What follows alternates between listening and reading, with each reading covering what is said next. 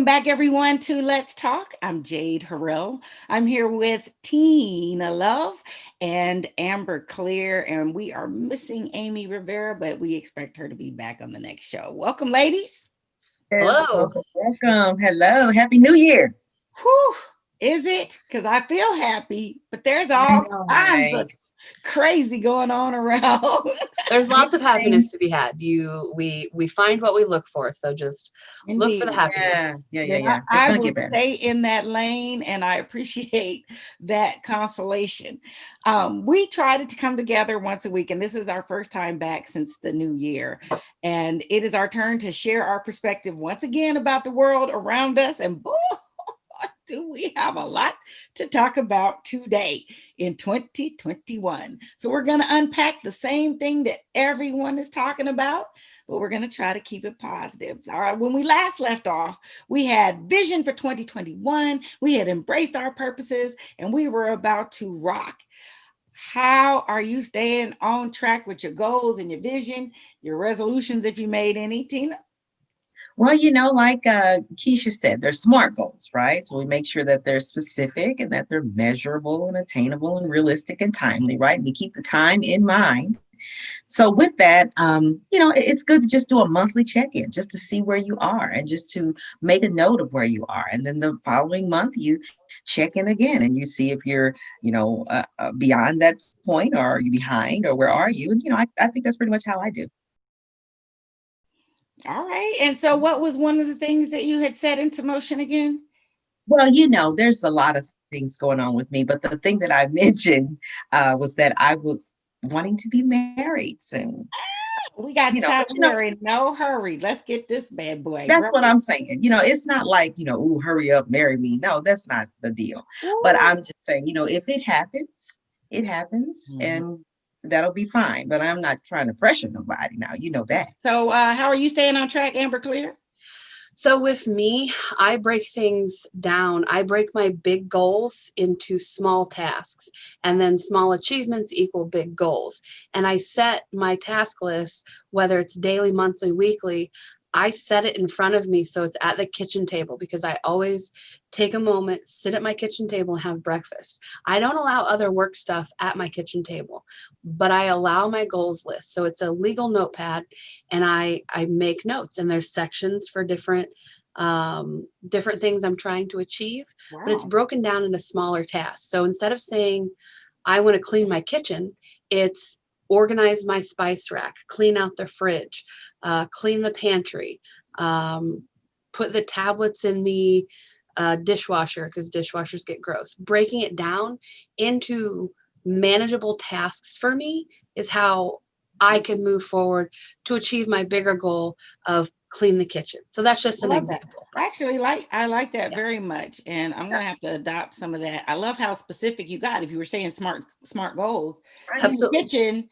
got more specific with take care of that spice rack, take care of Yeah. this other thing. I learn something from you Yeah. every time, Amber. Well, I Yeah. had I had COVID and I You're got my stuck at home. muse. So yeah. Yeah. Yeah. So Well, look, on to the topic at hand. The division and violence pouring out in our nation's capital last week and all of the news surrounding it. Ladies, let's talk. All I can say is I have lots of feelings of appall and confusion and frustration. Um, I, I don't know, rejection, defiance. It's a lot of all of that, as well as sadness and hurt and disappointment. Is this something that you all are experiencing it, and how is it that there is that much division that we are basically imploding in upon ourselves? I got to start with you, Amber. so for me, I try to remember that the precedents have been set by both sides, and they're now both going back on the precedent they set for the other team, per se, and they're going back on that precedence for themselves. Are But you what I saying want to he hit talk me about, first, kind what? of thing? Are you It's, kind of saying hey, like look, they hit me first? I'll use the example of, hey, look, this baker doesn't have to make a cake for this gay couple because that doesn't fit their beliefs. So now we're taking away the president's Twitter. That's a private business. They don't have to have him as a customer, as a consumer. We set that when we said this baker didn't have to make a cake because he didn't agree with this couple's sexual beliefs. So the precedence was set there. And we have to start thinking smarter when we set these precedents, that how could this impact us later on? Hold on a second. Is the Baker incident, in your view, directly related to the Capitol insurrection because of the precedent that was set? So the precedent that it's related to there is that, so the baker is a private business that said, I mean, I get the connection, but you're saying this one connection did that. Absolutely. So this got sent to the Supreme Court. The Supreme Court, it was Cake Shop versus Colorado, and it got sent to the Supreme Court, and they said that yes, a private business does have the right to deny someone based on their beliefs. So they said, oh, I'm a private business. I don't like non-heterosexual couples. I'm trying to think how it was worded. I don't like non-heterosexual couples. I don't want them as customers. And so now they set that precedent by going to the Supreme Court with that case and voting and saying that businesses have that right. So now you have, quote unquote, the other side that is up in arms about Twitter deactivating a certain person's account. So I think some of the other, when we're saying the other sides and these other sides, I think a lot of that's getting blended. But to put this in more perspective, maybe, and I do see the connection you're making. What I want to establish is, what do you do when you have an ice cream shop and some clown walks in and yells bomb or fire simply to stir up strife or confusion there, or you go to an amusement. So that is not protected by your free speech. So that is, we're talking about a scenario where it's not a baker, it's someone who is the leader of this entire country and is not using Twitter as an opinion. He's using Twitter to incite violence. So, yes. Okay, I got one for you, Amber. Okay. You get booked at the pro-Trump rally prior to inauguration. They want you to perform for them. So I have a right to decline. You can accept the gig or not. And why would you or why would you not? Answer that. I have a right. I've declined gigs before. And I have a right as a independent contractor. I can decline for no reason. You can't force me to perform. So that's kind of the other end of the stick when you look at the law stuff, that you can't force a person to work for you. But yeah, at this point, I would decline. I don't. But why? You should be able to get that business, make that money, serve whomever, no matter what they think or do. But in that instance, it would be the employee trying to get a job there. Whereas with the baker, that's a business on a street, and they're saying it is a public business, but it's a private business on a public street. So it's not quite the same there. Just like Twitter is not quite the same, but the precedence is the same that we set into motion through the Supreme Court. So any business has the right now to deny a customer based on their sexual orientation, their, let's see if I'll pull this up. Because this is something it may be something that we look into more. What about you, Teena? So we're going to continue the conversation. Let's move forward. Teena, thank you too, Amber. Teena. Yeah, because I'm listening here, and we're talking about Twitter deciding to not allow Donald Trump to have his account. Basically, that's what we're talking about here, right? Yeah. And I don't think Twitter did it because they didn't like Donald Trump. I mean, he's been doing it forever. I think at the end of the day, they did it because it was inciting violence. Okay, so in that case, you know, they made a stand. It was social responsibility at the end of the day. You know, if what is being said is potentially causing problems for the country, people, whether you're Democratic, Republican, Independent, whoever, black, white, whatever, if it's causing an issue where, you know, people can be hurt or people can be harmed, or, you know, it's not good for our community, it's not good for people. This is why I believe they did what they did. Because at the end of the day, again, this has been happening for a very long time, but it's because of what happened on Wednesday and the potential threat of it being even worse that I believe Twitter decided, and I agree, that they needed to shut some things down. And look So if what we're it playing did. devil's advocate, this would be similar to when Well, let's press our conversation forward because we kind of lingered in okay. that space a little bit. But I do get it. You know, if I wanted to speak up and defend what I believe in with words, I should have the right to do so. And I think we're kind of all in agreement with this. I mean, Um, are we what pushing is, people but the further impact into of it, but the his impact of it quote was unquote that it took circus? the ammunition. It took the ammunition out of that gun. It took the teeth out of that dog. They Because did, Yes, but now I think people are allowed to insert whatever they want instead of hearing his words and being able to realize, like, okay, maybe something like this is pretty far. Like now it's like, oh gosh, all these companies are against him. well, I don't know that the companies are against Mhm. him. I think, again, the companies are against what is happening as a result of what it is that he is saying and doing. I think at the end of the day, every company has a responsibility, for community and for people. And every company knows that, I want Black people to come here as well as white. And so we have to look out for everyone and All everybody's the well-being. customers. And so I believe this is why. Yes, all customers. This is why they're doing it. It's not against him per se. It's for the fact that Protesters. you have to be responsible for what you say and do. I'm a Girl Scout, right? But We do got to the be two responsible of for what you we say and do. think that by limiting his Twitter, they have now played into there's a conspiracy theory against me? So instead of him letting him say whatever he's going to say, now they have played into people are silencing me because I have a real message. Mhm. Part of me playing devil's advocate wants to say, let the man talk and let's see like his what is his message? Like let him Well, Amber, what's the expression? Let him shoot himself in the foot. well, If that's where he's going, Because because he's not when you just take away sitting in his, a room by himself. He's out there firing in open territory with people who can get harmed.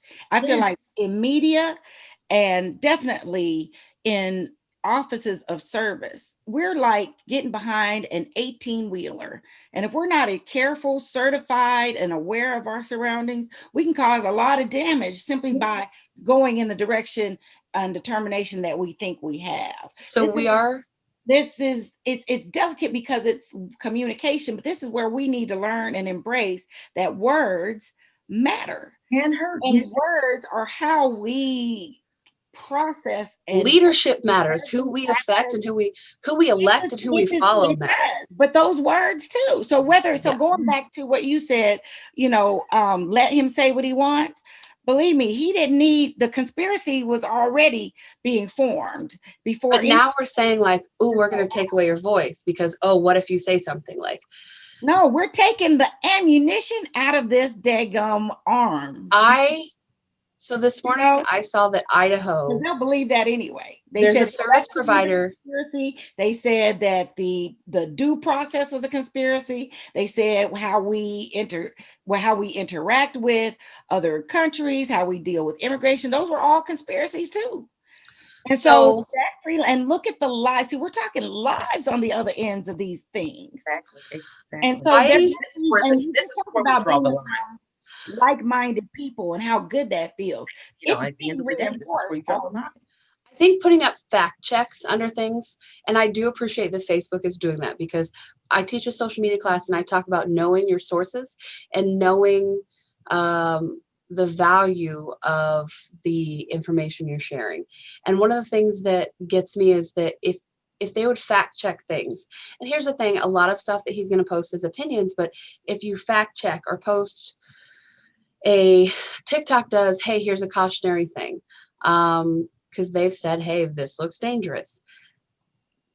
You allow someone to shoot themselves in their foot versus right now, we're about to incite a whole nother level of violence and a whole nother level of censorship because an internet service provider in Idaho said Facebook, Twitter, and I think another social media source are going to be removed from their internet service provider.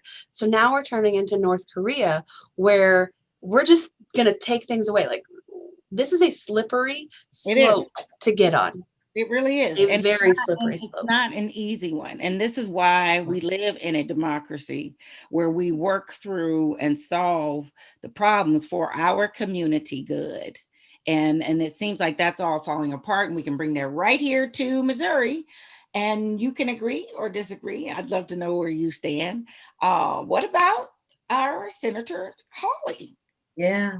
and his support of disavowing the electorate and putting his power fist up in the air to the folks that were helping and supporting the effort to derail that. Should he have some shutdown, some closures, some lack of support? Should he be able to say what he wants and shoot himself in the foot? What about as it gets closer to home and more specific and direct connection with community? So do you think that he'll get reelected because of the things that he said? He could. Trump got elected the first time. He got elected the first time. I think he could. I think today, first of all, I don't know if I'm still sane, but I do believe he could get elected just like it wouldn't make no sense for us to be fingers crossed, deep prayer speaking in tongues that this election in Atlanta goes a certain way, just so there could be maybe a more balanced or fair type of legislature. So I do believe he could get. We've got people who have done. Look, the man sitting in the top seat right now has been accused of pedophilia, prostitution, extortion, like you name it. I think that I think he could. appreciate when a politician goes full tilt and tells me how they really feel, because that takes off the disguise and lets me know and the other voters know what's really underneath. And hopefully people vote accordingly, because I'm tired of pre-election them being able to sit on a fence and say, oh, well, I don't know how I feel about this. Yes, you do. Tell us. We're about to put you in a position of power. You have to make a decision. Get off the fence. Tell us how you feel.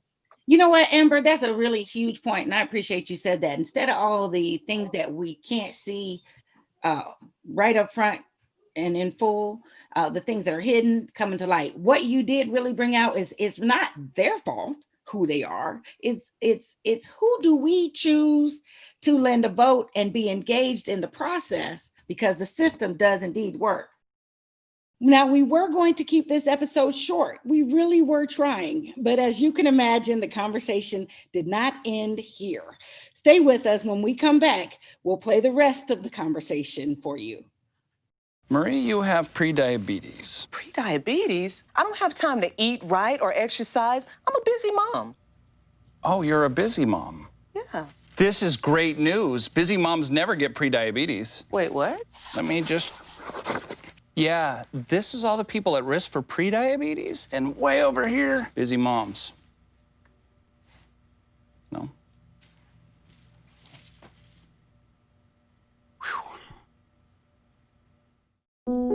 Queen is just my everything.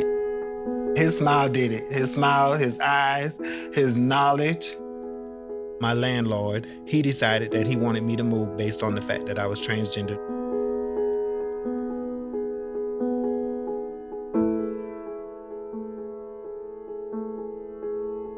Let's just respect people in everyday life for just being human. And welcome back to Let's Talk. And like I said, the conversation didn't end here, but we didn't want to have it without you. Let's talk. That was really terrific. And I'm actually glad we got into some of those things, because I hadn't really gotten deeper about that. Because I tried, and I'll bring this up about how the best way to win an argument is to play devil's advocate for the other side, so you know everything that's going on. Because if you give him the power to shoot himself in his foot, he will. Because I think that people are getting smarter. He's losing followers by the day. So you have to let that happen, because when you take away his voice, you're not taking away his power. You're feeding into the, what is that called?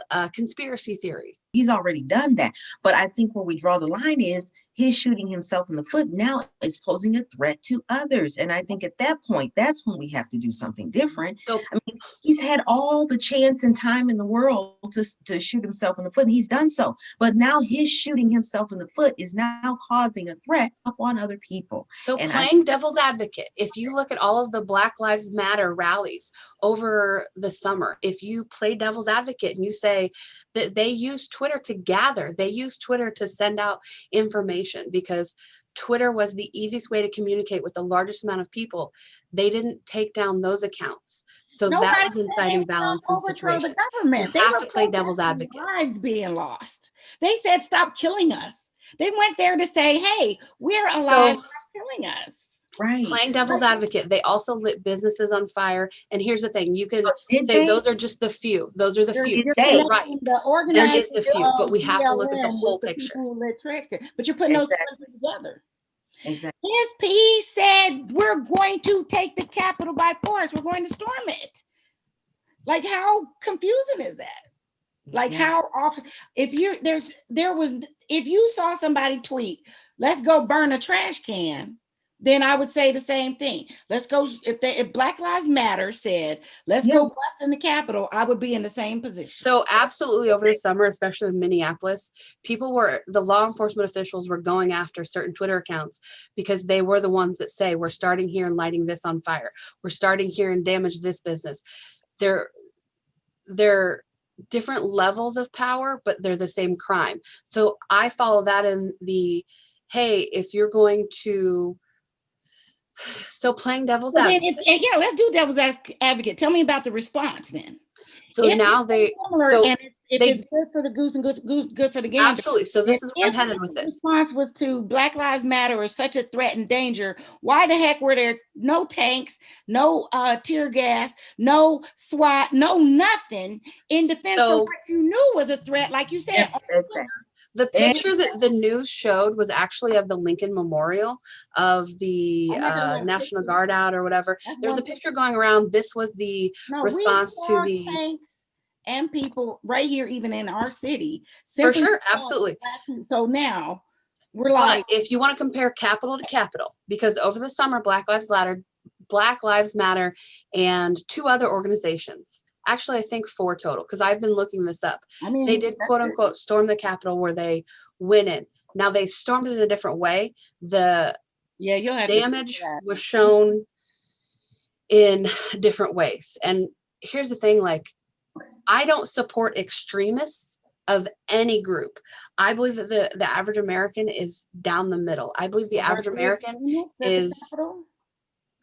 I believe that I have to believe so like they were average people that went into the Capitol. No, those are not average people. Those are your extremists. Then we know how we're not defending them the same way. So you were defending regular people. I am defending. If you're not defending extremists, then we need to be talking about the extremists that stormed the Capitol, because that's who we're talking about. So then you have to call the same Black Lives Matter. Yeah. You have to call an extremist group of them too. I would talk to so the Black Lives Matter organizers. I would be happy to talk to them if they said, and that was part of their mission, was to destroy and discredit the system that's in place of democracy that is working. I would say the exact same thing. So now, if you can prove to me that Black Lives Matters are extremists, then we have a conversation. I'm not, hang on. I think you're missing what I'm saying. So I'm not saying Black Lives Matter as a whole is a group of extremists. They're I'm saying there's under one banner. They're not. Listen, so you have a group of people. You have a group of Candyland players. Let's use generic groups and remove emotional ties, because I think that's where we're missing. Let's say you have a group of Candyland players and everyone is playing Candyland. For the most part, the people playing Candyland are in the middle and they follow the rules. You're going to have a few of the group of Candyland players that are extremists. They're extreme Candyland players. They don't stop playing Candyland. And those are the people that, those are the people that are a poor representation of Candyland players. So you have individuals from all groups that are extremists, because if you look, there are Black Lives Matter tweets that were representing Black Lives Matter that are saying burn down these businesses, And those businesses have nothing to do with anything else. Were they Go to the police representatives departments, go to your of elected Were they officials, Black Lives make the Matter changes, but workers? don't burn down someone's house or business that has nothing to do with it. We So, all agree with that. Nobody thinks burning that. This is what the conversation is about today. but there's extremists on both sides. So I think the people that were in the Capitol, those are extremists. The people that are burning down houses, those So are then extremists. who are we discussing? Are we discussing extremists? We have to discuss the limitation of power that affects the general population. So I think that's where I get heated, because we cannot set laws and precedents for these extremists, because that affects all of us. So we have to figure out a way to deal with them, that they have repercussions, that it doesn't go down this slippery slope where it's, hey, now your internet service provider is picking what websites you can go to because they feel a certain political way. That is no kind of slope that I want to go down.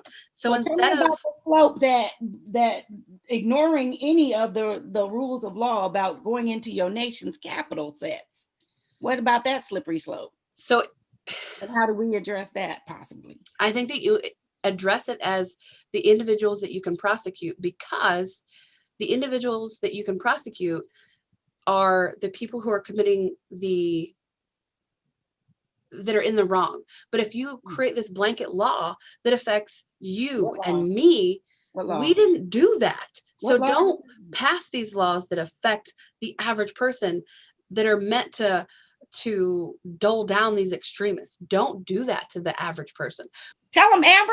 I almost dropped a bad word. I'm very sorry. To call them on it, as well as to increase our knowledge and engagement. But obviously we must. With no vote, we're not using our voice, and we're going to be sure that we do that. Yeah. Thank you, ladies, for checking back in. Amy, we'll see you when you get back. Everybody else, keep talking and come back next week. We are here each week. We'll look for you on Tuesday, and we'll continue our conversations as these things evolve and pan out. Make a date every Tuesday. Stay up on all the things of St. Louis by following STL TV on social media. Appreciate and love you all. We'll see you next week.